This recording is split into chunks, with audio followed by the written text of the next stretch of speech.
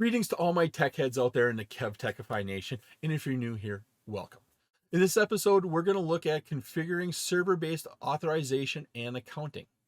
We'll be discussing an introduction to server-based AAA authorization, AAA authorization configuration, and then we're going to have another introduction to server-based AAA accounting and the AAA accounting configuration. This episode is part of my series on network security.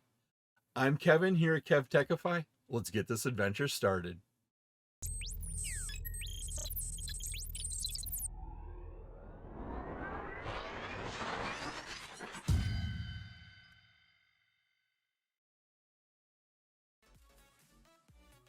Authorization is concerned with allowing and disallowing authenticated users to access functions of the network device interface. Now, TACACS Plus protocol allows the separation of authentication from authorization. A router can be configured to restrict the user to performing only certain functions after successful authentication. Now, keep in mind that Radius does not separate the authentication from the authorization process. Another important aspect of authorization is the ability to control user access to specific services. By default, a TACACS server establishes a new TCP session for every authorization request.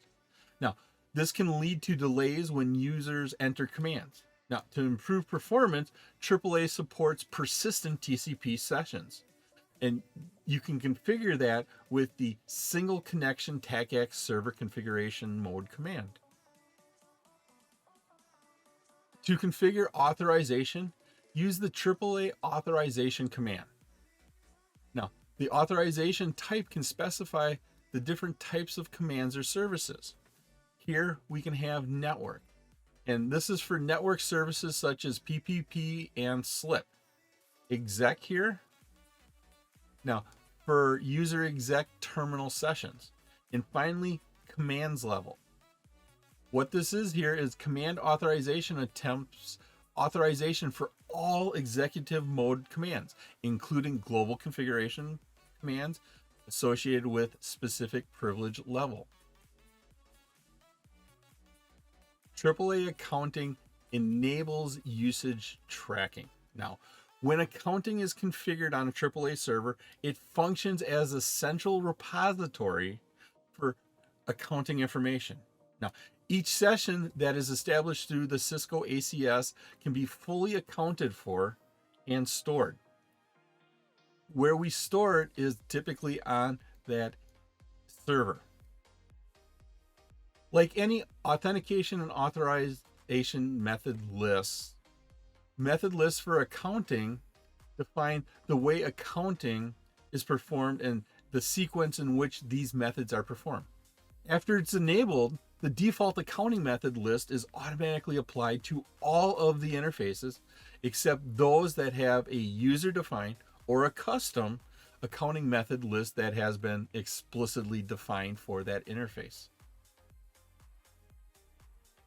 To configure AAA accounting, use the AAA accounting command. Now, there are typically three parameters that are commonly used with AAA accounting: network, exec, and connection. The network here runs accounting for all network-related requests, including PPP. The exec runs accounting for all exec shell sessions. And then finally, the connection here that runs accounting on all outbound connections such as SSH and Telnet. As with AAA authentication, either the keyword default or the keyword list name can be used. The record type or triggered is configured. So this is the record type or trigger. Here. The trigger specifies what action causes accounting records to be updated. Possible triggers include the start-stop. Now, what happens here is it sends a start accounting notice at the beginning of a process and a stop accounting notice at the end of the process. The stop only, right here, what happens here is it sends a stop accounting record for all cases, including authentication failures. And then finally, we have none. It disables accounting services on a line or interface. It was my pleasure to provide you with this wonderful episode on configuring server-based authorization and accounting. If you like this episode and you got value out of it, and of course, depending upon what platform you're using, please click that like button, give a 5-star rating, leave a comment. This all helps me bring you more great content. Please take a minute to subscribe to my channel and click that notification bell. All of my socials and contact information are on my website, KevTechify.com, and you can get all of these episodes in video and podcast form. In the upper right is my playlist for my series on network security.